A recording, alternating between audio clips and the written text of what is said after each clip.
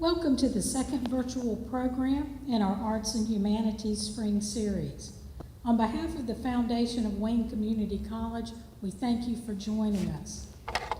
Tonight, we welcome LeRae Umfleet, who will present A Day of Blood at Wilmington, November 10th, 1898. This is hard history. Some might even say hidden history, because many people have not heard of the violence enacted on African Americans there in 1898, and of the successful coup d'etat of Wilmington's legitimately elected government. In a time when we have seen our own U.S. Capitol stormed and heightened racial tensions, we should take time to learn this lesson from our past. LeRae Umfleet was awarded the American Association of State and Local History Award of Merit and their prestigious WOW Award for her research on this topic. Her work was compiled into the book A Day of Blood, the 1898 Wilmington Race Riot. LeRae currently works for the Department of Natural and Cultural Resources to develop outreach and specialty programming projects on behalf of the Secretary's office. Originally from the historic town of Bath, where she still lives today, it's no wonder that LeRae would choose a career in public history. With a bachelor's degree in history from the University of North Carolina and a master's degree from East Carolina University, she was well equipped to work in a variety of public history venues over the years. Some of those were the Office of Archives and History, the North Carolina Collection and Davis Library in Chapel Hill, the Joel Lane Museum House in Raleigh, and Historic Hope Plantation in Windsor. She has served on the board of directors for many organizations such as the North Carolina Museums Council, the Historic Stackville Foundation, and the North Carolina Digital Heritage Center. From all of that expertise, she has come here to share good information with us tonight. And if you'd like to actually get involved in tonight's program, please join the chat in YouTube. You can post a comment or a question during the presentation, and Emily Bird will share these with our speaker at the end of the program. All you have to do is follow YouTube's directions if you have not signed in before. So thank you all at home for being with us this evening. And LeRae, thank you for traveling here to share this important story with us. You're welcome. Thank you. So my work on 1898 has been a journey that began with the 1898 Wilmington Race Riot Commission that was created by the General Assembly to study the causes and effects of the violence in the city after the centennial observances in 1998. And it ended the first phase with the publication of a report for the state legislature, which became the basis for the book that I will speak to you about throughout this presentation. So we call it a race riot, we call it a massacre, we call it a coup d'etat, we call it a tragedy. And all of these words apply in some way, shape, or form. Some of these words that I'm going to use tonight are words from history, and they could be offensive to some, but I chose some of the words that I use and some of the speeches that I quote to let you understand what the speakers were thinking and how vitriolic the 1898 Wilmington campaign was. So we'll just jump right in. This is 3 years of researching and writing 500 pages of a report distilled into 45 minutes.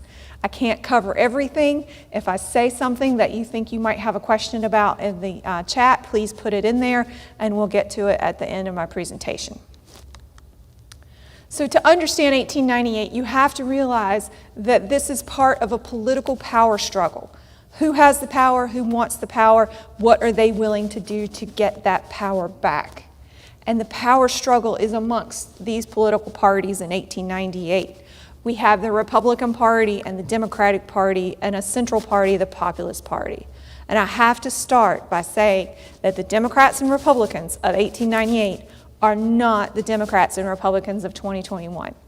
The Democratic Party of 1898 was led by Furnifold Simmons, and Simmons was a master craftsman at organization and planning. And his voting base were people who were Democrats, that were, many of them were veterans or children of veterans of the Confederacy during the Civil War. They're conservative in their outlook, and white supremacy is their platform. White supremacy had been a platform for the Democratic Party ever since the end of the Civil War.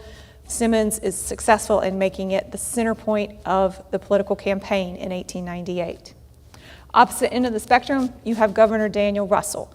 Russell is a Republican. He was the first Republican governor elected in North Carolina since the end of Reconstruction in 1877.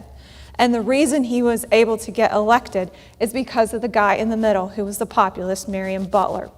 The Populist Party were mainly people who were disaffected Democrats. And these populists and Republicans together, independently, were a voting minority, but together they could become a majority. So the Republican Party and the Fusion Party came together and merged and fused their voting power to create a super party, the Fusion Party, to defeat the Democrats in 1896, putting Daniel Russell into the governor's office and moving many pro-Republican, pro-Fusion, pro-populist people into the state legislature in Raleigh. And this new state legislature began to do all it could to ensure that all of the promises of the Constitution and all of the promises that the 13th, 14th, and 15th Amendments gave to African Americans after the end of the Civil War were all available to everyone. And the Simmons plan was that in 1898, the Democratic Party was going to coalesce its efforts around winning control of the state legislature in Raleigh through the midterm elections. And then in 1900, when Governor Russell was up for the end of his term and there was a time to elect a new governor, they were going to have everything in place to elect a Democratic governor, so that by the time the 1900 election is completed, the Democrats would control the legislature that they won in 1898 and the governor's office that they won in 1900. So Simmons used everything at his disposal to win this election. And Josephus Daniels, the editor of the News and Observer, was a staunch Democrat, wrote everything he could write in support of the Democratic Party. And in his autobiography, he broke it down so simply that I just had to use that same format. Men who could write, men who could speak, and men who could ride. And those were the three prongs of an approach that Simmons used. The writers are the newspaper people, the speakers are stump speakers, and the men who could ride were the red shirts. And we're going to talk about all three of those categories in a second. But you have to remember, 1898 is a time when you don't have a 24-hour news cycle. You have a community newspaper that might get printed daily, but more likely once a week or twice a week. And you didn't have Twitter or YouTube or Fox News or CNN or any of those other outlets to see your political speaker. You had to have that speaker come to your community. So speakers who could inflame a crowd were very important. And then finally, we have the terroristic arm of the Democratic Party with the red shirts. Men who could write. Josephus Daniels led the way in the News and Observer in Raleigh. And one of the tools that Daniels used was political cartoons. Because you have to remember, in 1898, not everyone is as literate as they are today. So you may pick up a newspaper and not be able to read everything in an article that is promoting the white supremacy campaign of the Democratic Party, but you could look at a cartoon that has a political overtone and know immediately what is going on and how you should think and feel. And so this is just one of many political cartoons that were run in the News and Observer throughout the campaign of 1898, beginning in the late summer and running through Election Day on November 8. Here's some more headlines and articles. So that you kind of get an understanding that this is out in the newspapers, it's out in the press, it's being spoken about across the state and in the streets and at every opportunity when politics are coming to the fore. Men who could speak are speech makers. This is Alfred Weidel. He's from Wilmington. He is such a good speech maker that Daniels and others who were leaders of the statewide Democratic Party said that because he was such a fiery speech maker, the cause of Wilmington became the cause of the entire state. And we'll speak a little bit more about why Wilmington is at the center of the storm in 1898 in a bit. But Weidel, this is an excerpt of a speech that he gave in 1898, the day before the election. And go to the polls. If you find a Negro out voting, tell him to leave. If he refuses, shoot him down in his tracks. Kill him. We shall win tomorrow if we have to do it with guns. So you can't get any more clear about what Alfred Weidel or the other leaders of the Democratic Party have to think about the campaign, the platform, the use of propaganda, the use of fear and intimidation to encourage white men to vote, because that's who they were targeting, white men. And they wanted to break apart fusion because of those populists who were in the center. The Democratic Party needed those people who had been populists that fused their vote with Republicans to pull their vote from the Republican Party and push it back into the Democratic Party. And the way to do that is to instill fear and scare them that if African Americans are in political office, you're going to suffer. Your wife, your children are going to be in danger. You need to do everything you can as a white man to vote for the right party. So speeches like this are being given across North Carolina. Some of the other leading speech makers are Charles Brantley Aycock and Moorhead and all of these men who later become governor of North Carolina in the next 20 years because the Democratic Party was so successful in what it did in 1898. Most of the leadership of the party were rewarded with political office later in their careers. Weidel had another speech that he gave in Wilmington that said, if we have to choke the Cape Fear if we have to choke the Cape Fear River with the carcasses of dead black bodies to win the election, we will do it. And that speech was given over and over and over in Wilmington, and it got into the mindset of Wilmingtonians. And if I went to anyone whose family had been in Wilmington in 1898 and asked them what they knew about what happened, they would all say that there were bodies floating in the Cape Fear River. And the men who could ride, these are the scariest pieces of the puzzle in many ways for me, because these are red shirts. The red shirt phenomenon came to North Carolina in 1898, and you only see red shirt activity in 1898 and 1900. And the red shirts were enabled by the leadership of the Democratic Party. They were given their fabric to make their shirts and the guns to shoot in the air, and they were given the freedom to act out in nasty ways throughout the southern counties of North Carolina, stretching from Wilmington and New Hanover County all the way across to Mecklenburg County in that district along the South Carolina border, because red shirts were a South Carolina phenomenon where in the Reconstruction period, red shirt activity broke Reconstruction and ended it in South Carolina earlier than other parts of the South. This is an image of red shirts in Laurinburg. And we don't have an image of the red shirts in Wilmington yet. I think there probably are images, we just haven't seen them come up just yet, because I've been researching and writing about Wilmington for 20 years, and new things still come to light. So I never can say that this is the definitive answer about everything 1898, because we're still learning. So why Wilmington? Wilmington was the largest city in North Carolina, had about 20,000 people, which is hard to imagine that that's the largest city at that time, but it was. And it was about 50-50 African American and white with the residents' population. The leadership in the city was a fusion coalition, just like you have in Raleigh. The mayor and the board of aldermen in Wilmington was biracial. They had the white mayor, but we had African American leadership in the board of aldermen. We had African American workers and leaders in various parts of the community. And it was what the New South could have become at the cusp of the 20th century had this white supremacy campaign not happened, because of the squelching of African American entrepreneurship and prosperity. It ended in many ways what was a moving forward for everyone in 1898. If you were white or black and you lived in Wilmington and you were a day wage worker, your wages were higher than anywhere else in North Carolina. Your education level for your children, regardless of your race, was higher than anywhere else in North Carolina. African Americans owned a larger percentage of the property and their homes and their businesses in Wilmington than other parts of North Carolina. And so this was a very prosperous area for everyone, but African Americans in particular.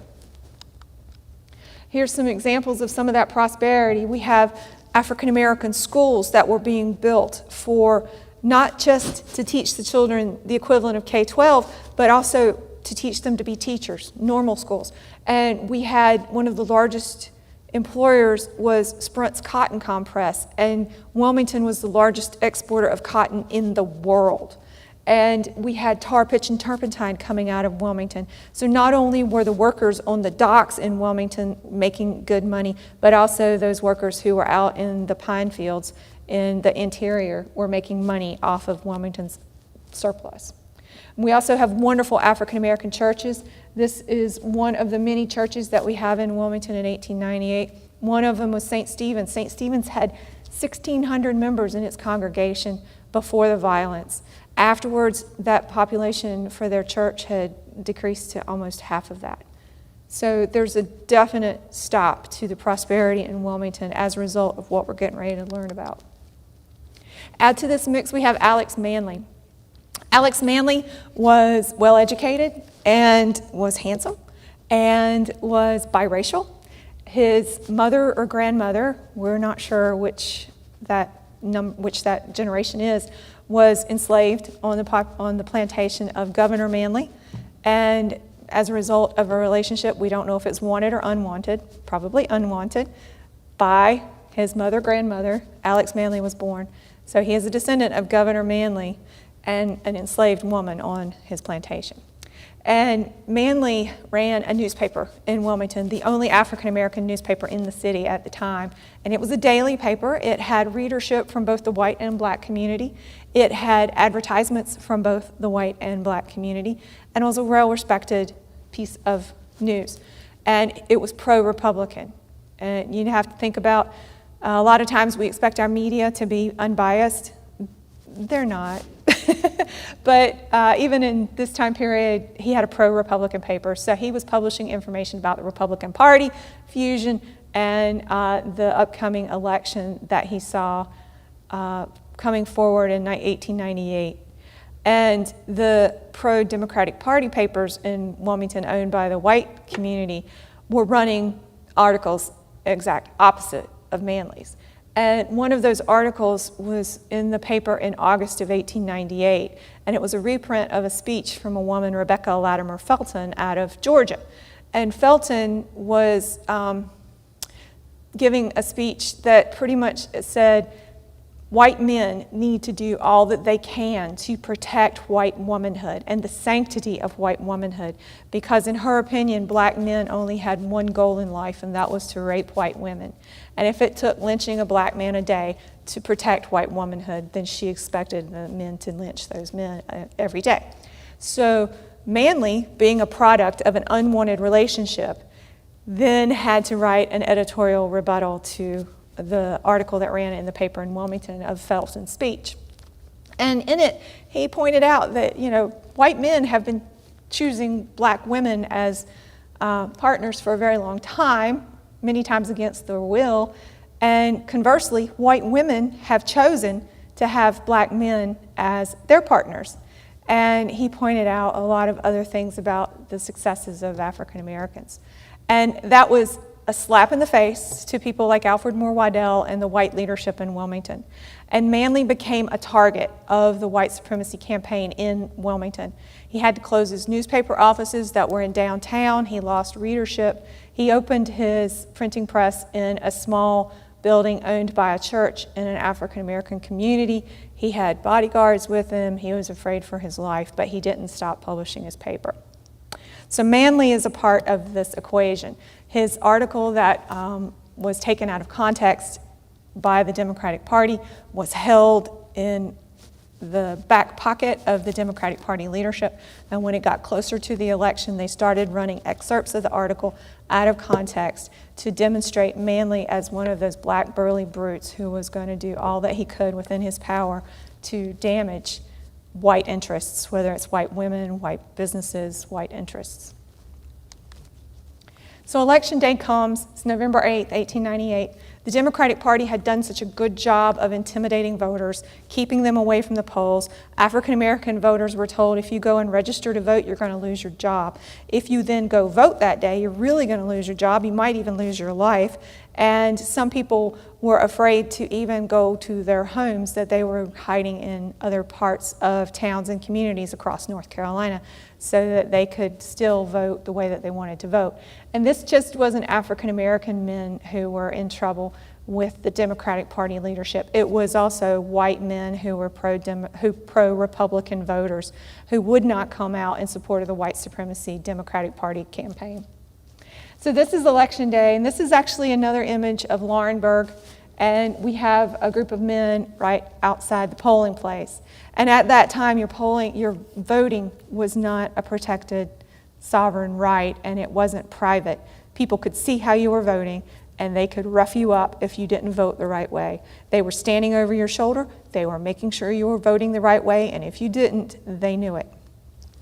See, those red shirts, they did what they did to intimidate voters in full daylight, no coverings on their faces. They wanted you to know that they knew who you were and you knew who they were, and that was part of the intimidation tool, and they knew that they were supported by their white supremacy Democratic Party political leadership.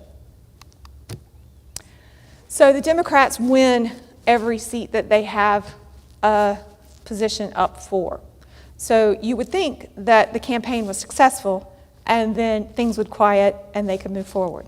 But not in Wilmington. Wilmington had become an armed camp. It was very, very stressful for everyone, regardless of your race. There were armed patrols throughout the white community, and if you were a black worker who was having to go through the black community to get to your job, you were going to be roughed up and questioned at every intersection to ask you where you were going, what you were doing, did you have any guns, that sort of stuff. To add to the problem, the white leadership in Wilmington had worked very hard to win representation for Wilmington and North Carolina for the Democratic Party in both the state legislature in Raleigh and in Washington, D.C. And that's all great, but the city leadership, the mayor and board of aldermen, were not up for election yet. That election wouldn't happen until 1899. So these pro-Democratic Party people were upset that they had to deal with Republicans still running the city of Wilmington. And they devised a way to get around this. And so this is the beginning of that step. So on November 9th, we had won the election for the Democratic Party. And now we see that the leadership in Wilmington wants to take it to the next level. We are the undersigned citizens of New Hanover County in Wilmington do declare we will no longer be ruled by men of African origin. And this has become to be called the White Declaration of Independence. And from this, there then are a series of demands. Alfred Weidel, the speechmaker, is made a chair of a committee to enforce these demands. Alex Manley needs to stop printing his paper. He needs to leave the city. The mayor and the board of aldermen need to resign. African American workers need to be fired. Whites need to be hired. All of those types of things to promote white people in various ways in the city of Wilmington. Weidel calls together this committee, and then there's a committee of colored citizens, that's what they're called, who are leaders in the African American community, whether they're church leaders, civic leaders, business leaders, political leaders. And these men were given this set of demands on the evening of November 9th and told to make it happen, to make Manley leave, to do all these things. And so the men met, and they're logical and they can't necessarily do everything that this document demands, but they want to keep the peace. So they devise an answer for Weidel that says something along those lines. We'll do what we can to enforce the peace and meet your demands. And that reply was supposed to come to Weidel by early the next morning.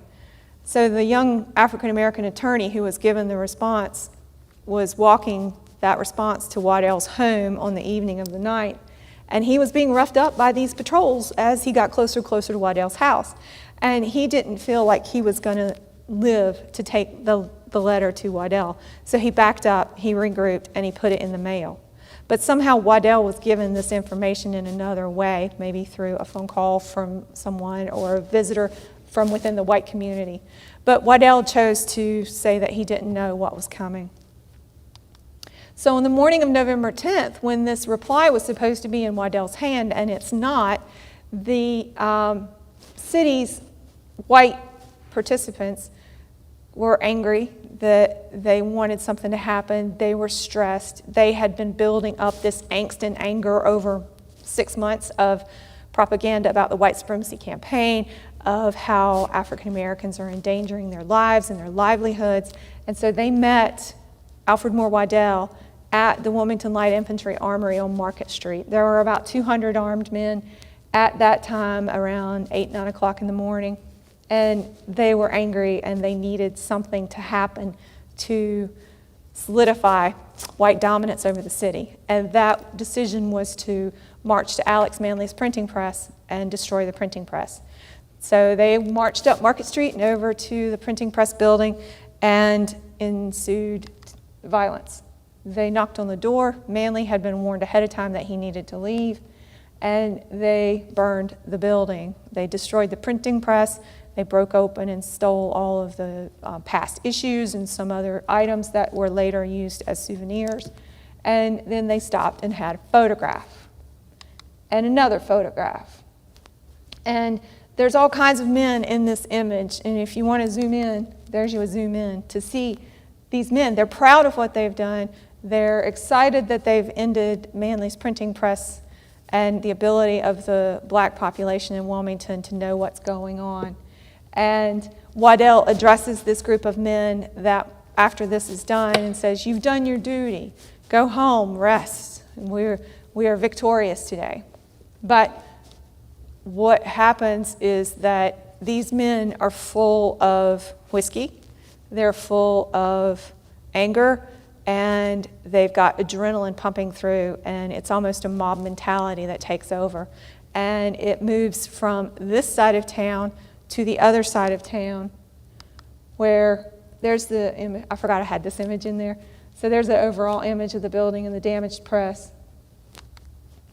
So it moves to the other side of town within an hour of the burning of the printing press. And you have to remember, Wilmington, yes, it's the largest city in North Carolina, but this is also in a time before all the sounds of modern equipment.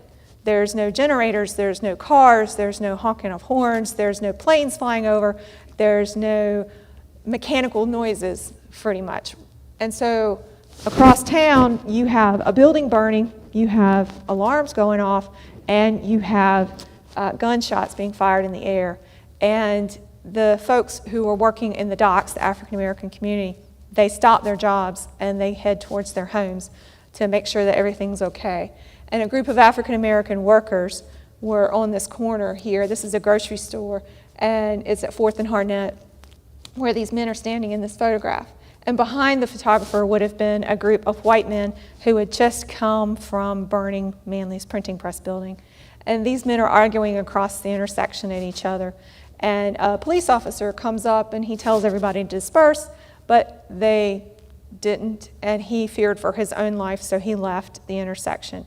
He later said that the only people at that intersection with guns were the whites. Not long after this police officer leaves, shots ring out, and I don't know if you can see on the screen, but there are 2 X's, and those X's are where the photographer indicated the first 2 people died on the morning of November 10th in the violence. And from there, a running firefight ensues, and if you were African American, you had a target on your back. And most of the time, these were workers just trying to get to their families to make sure everything's safe. To add to the confusion and add to this fear, we have a machine gun being pulled around the downtown area in a wagon. And this is the image of this. I don't know which one he is, but William Keenan of Keenan Flagler Business School and his son Keenan Stadium is the captain of the machine gun. And the machine gun is pulled through the city, aimed at groups of workers, aimed at churches, and just used as an effort to disperse crowds. Prior to the election, this gun was purchased by the businessmen, the white businessmen in the city, for the protection of the businesses.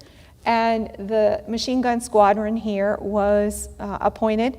They then took the gun out on the river on a boat along with representatives of the black community, and they fired the gun to show what the gun could do. So the black community knew that if that gun was pointed at you, it was not going to be good. And here is an image of Manhattan Park. This is an area in the north end of Wilmington where the African-American community is. And this white building on the right was a community center. And there had been an alarm raised that there was a black man inside here taking pot shots at white patrols. And so the Wilmington Light Infantry and the machine gun was pulled to the area to flush out the shooter.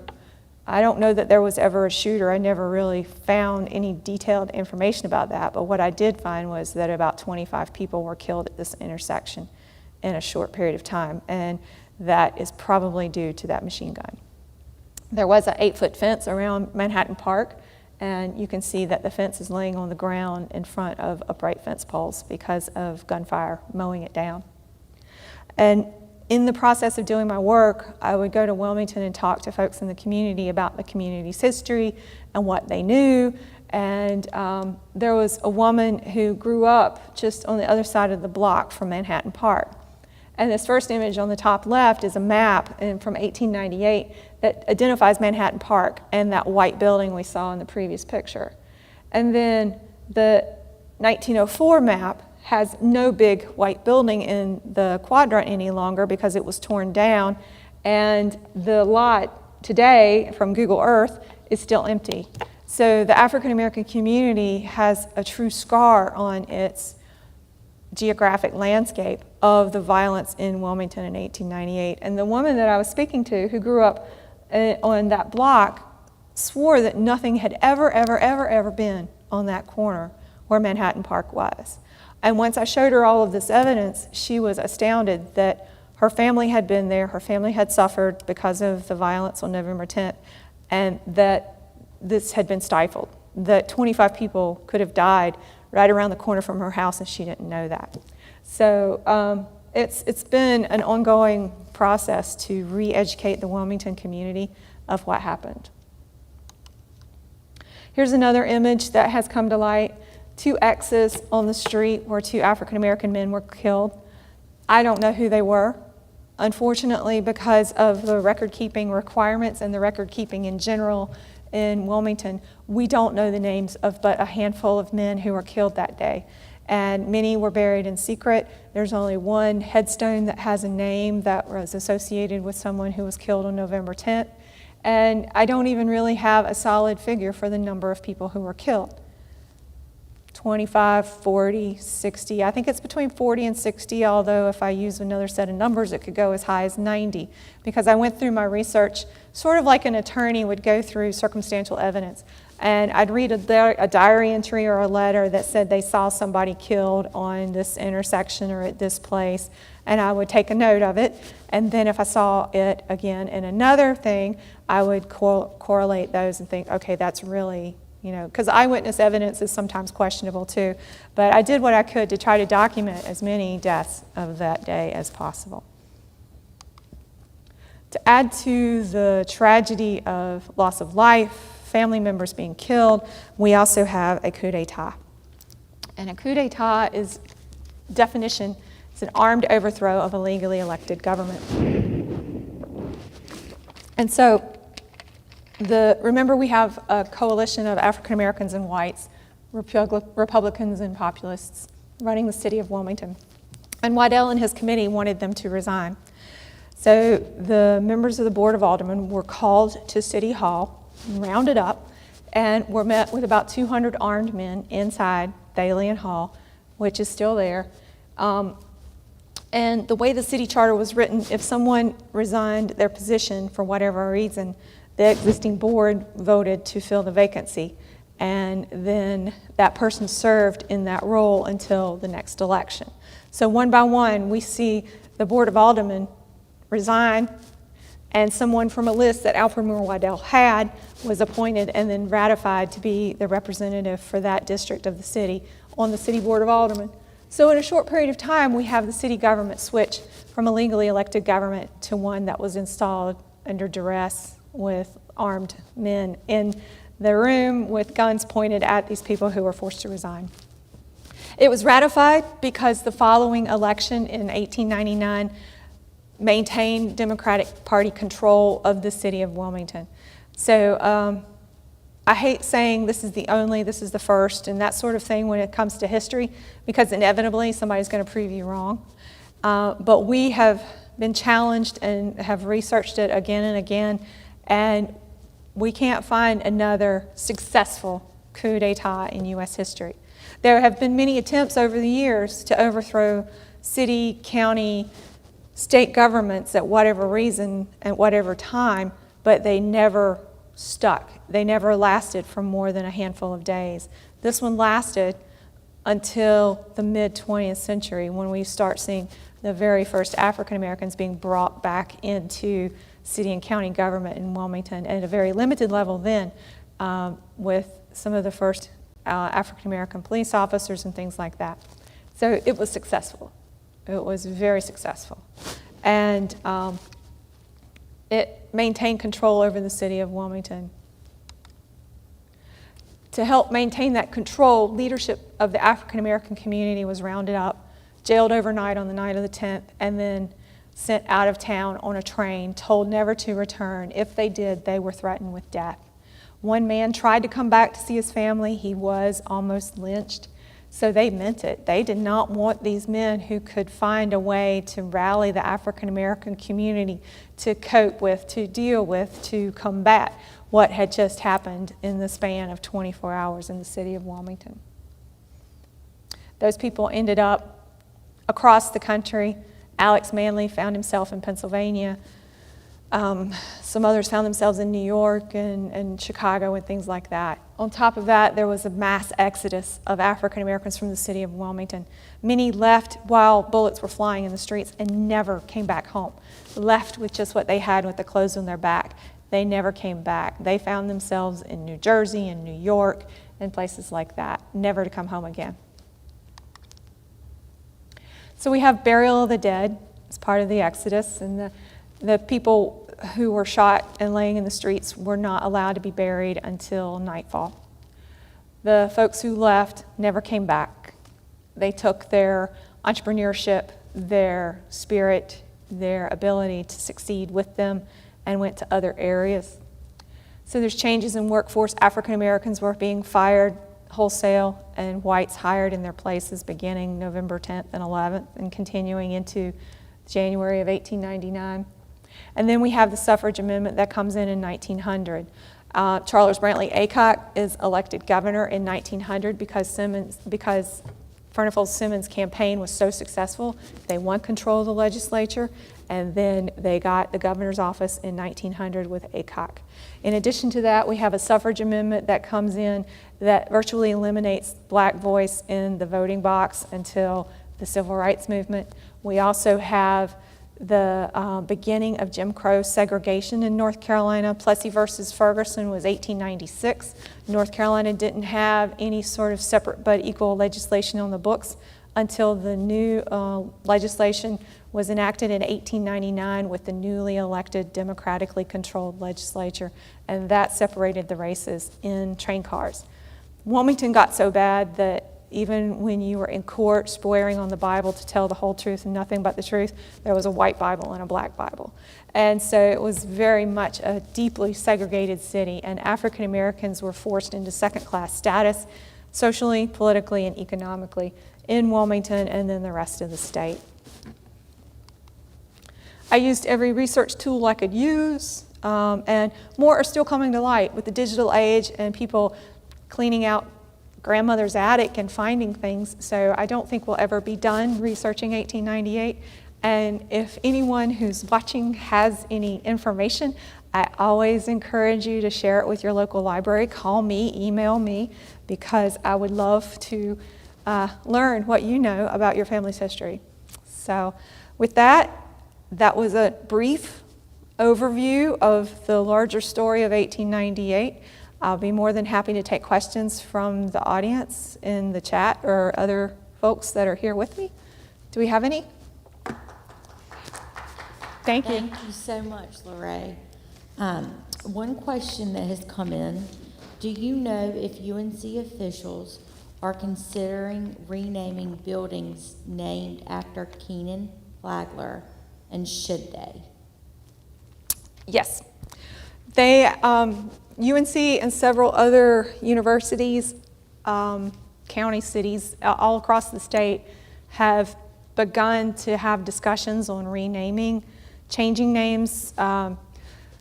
Keenan Flagler Business School, I'm not so sure about. I do know that Keenan Stadium was, the funding for Keenan Stadium at UNC was donated by William Rand Keenan's son in honor of his father. And so it was named in honor of his father, but UNC Chapel Hill has changed it to be named in honor of son, the donor, not father, on the Wilmington events. So yes, they are working on it. I'm not privy to all the conversations. I don't know where things will go. It's still something we're all still having conversations about. Has this incident made it into the North Carolina history books? If so, when and what grade level? How has it been explained has it been explained in detail, or is it just simply mentioned? Early on, right after Weidel got through burning the building with the folks in Wilmington, he wrote a newspaper article for a newspaper up north and added the photograph, the first photograph I used. And he explained in that article that what happened in Wilmington was unfortunate, and it was spontaneous, and it was something that had to be done by good white leaders in the city to restore control and order and decency to the city. And so that first narrative of what happened and why it happened became the narrative for the next 50 or 60 years. Not until the civil rights movement do we see African-American historians and other historians trying to parse out really what happened.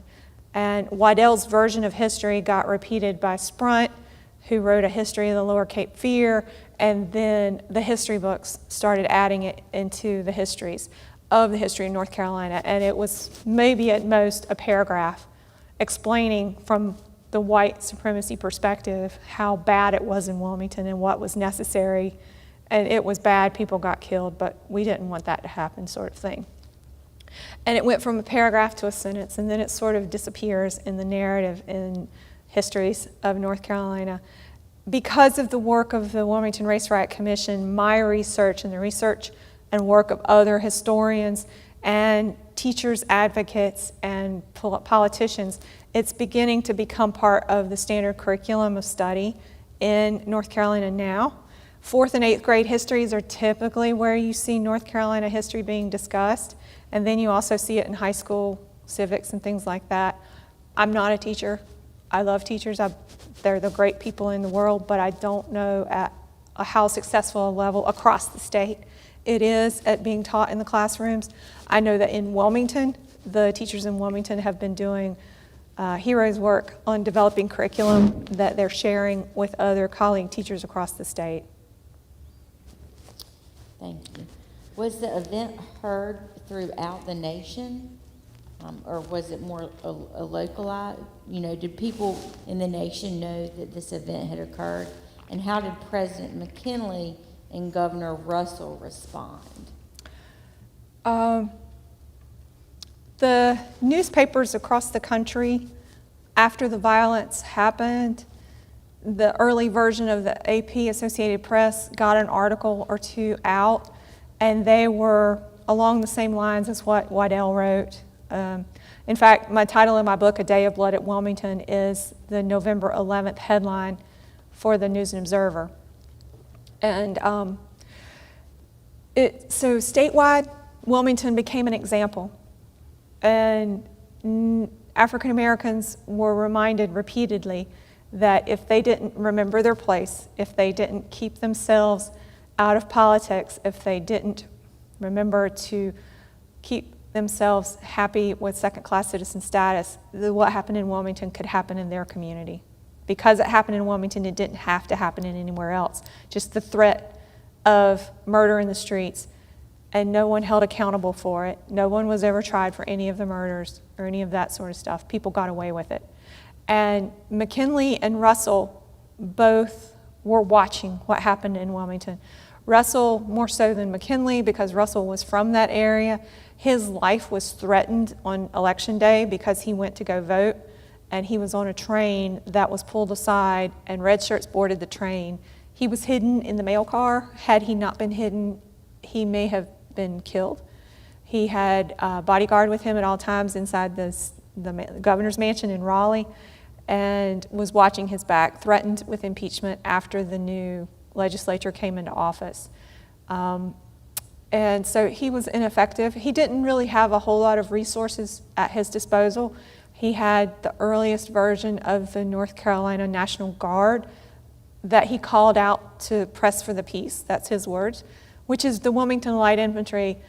And the Wilmington Light Infantry were the white leadership in Wilmington that were causing the disturbances in the first place.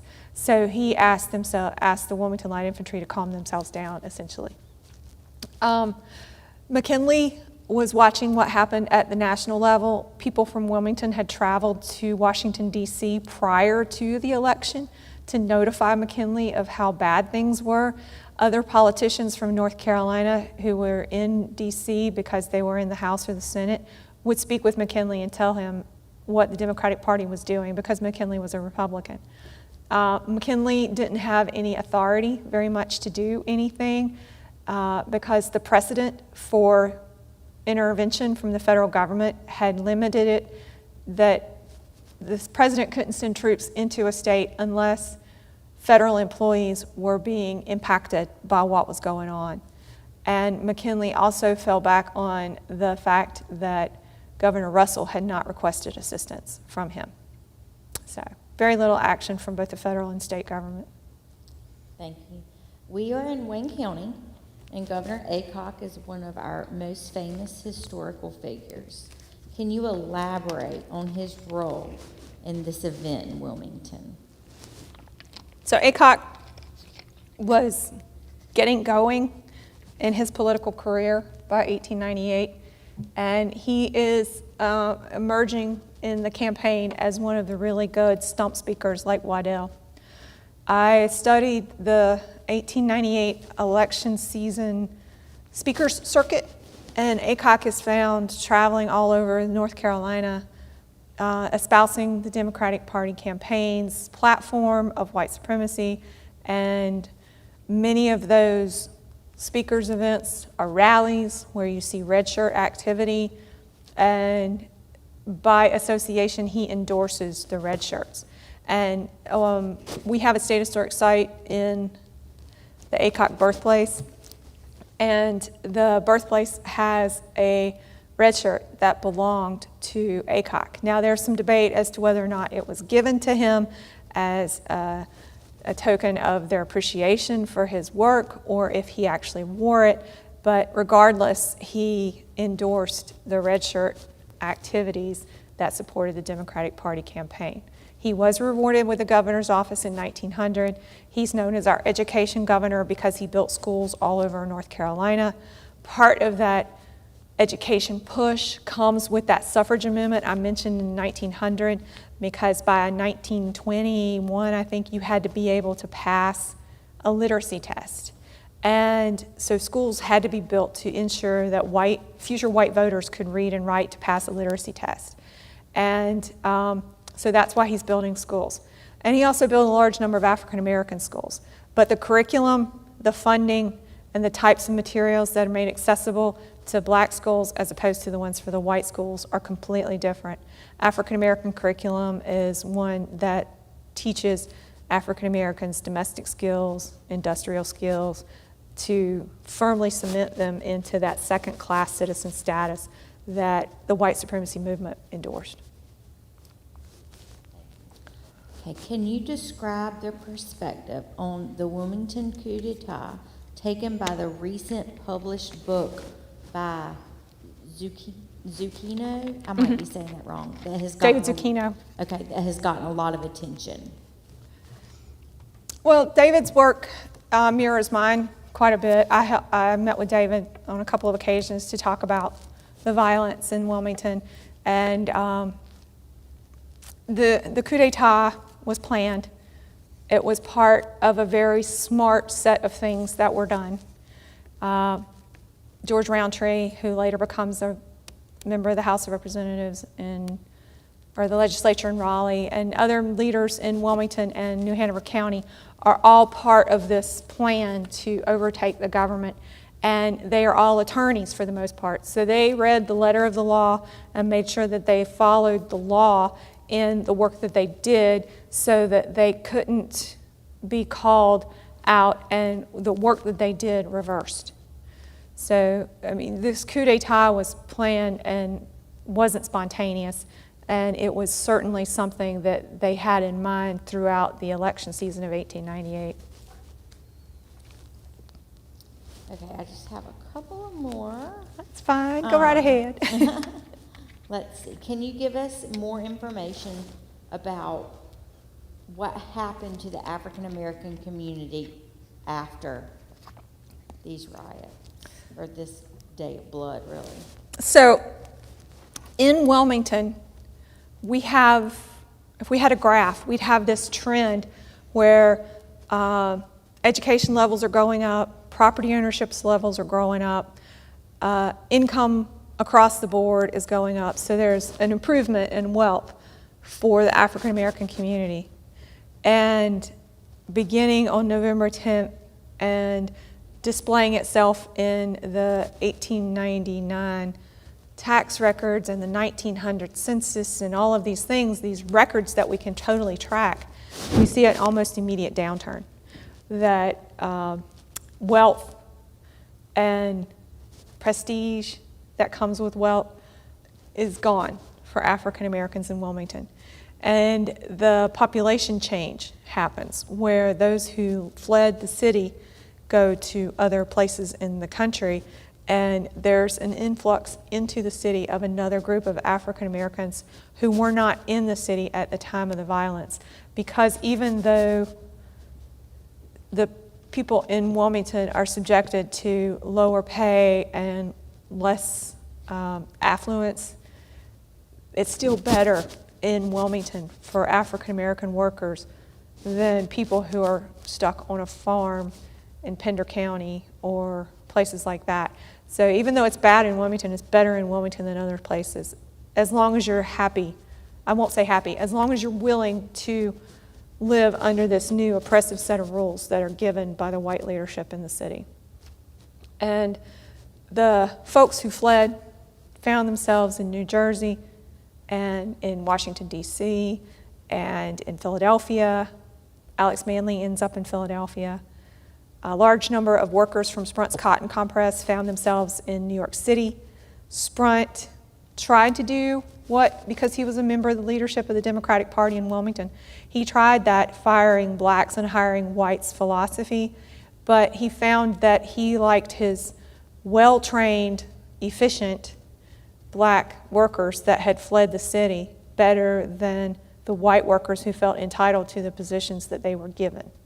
And so he sent an emissary to New York to ask his employees to come back, and he promised protections for them if they came back. So there's all these weird dynamics of economics and political power moving around inside Wilmington, North Carolina, and the South. And what happened in Wilmington became a blueprint for other places in other parts of the country. And in 1905, we have a similar kind of riot in Atlanta. And folks from Atlanta visited people from Wilmington, and Wilmingtonians went to Atlanta to talk about how to have a riot and get away with it. So, So before the riot happened, it seemed like the African American community was prospering, and you talked about that to open your talk. Was it that these men were just white supremacists, and they felt that they had more power over the African Americans? Were they threatened in some way? Is it just as simple as they were white supremacists? Can you talk about that a little bit? So are you asking about the white community or the black community? Why did they feel such a, it seems like almost a responsibility maybe to start this day of blood, and with Weidel, it was very obviously thought out, like you talked about the coup d'etat. Right, okay. Why did they feel, was it just because they were white supremacists, or did they feel threatened by how well the African Americans were doing in Wilmington? It's all of the above and more. There's always, we're only a handful of years separated from the end of the Civil War, and there's still a latent stereotypical view of African Americans as being less than whites in many ways.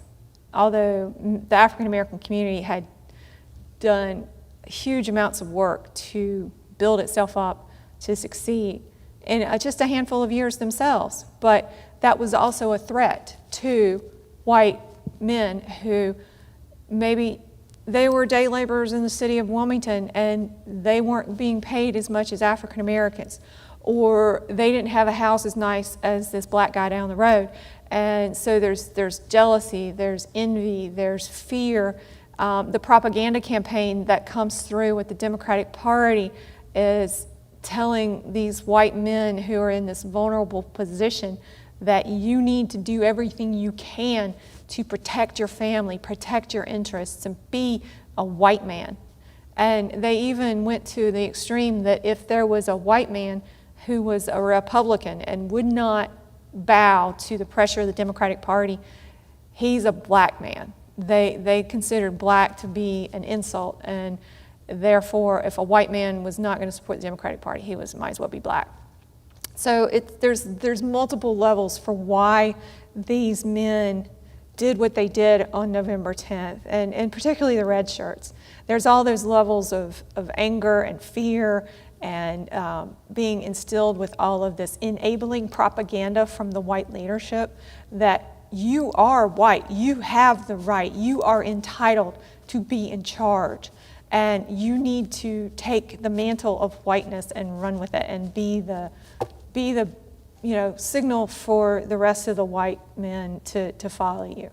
And on top of that, these men in Wilmington were given whiskey, they were given free guns, and they were enabled by the white leadership in the city to do what they did.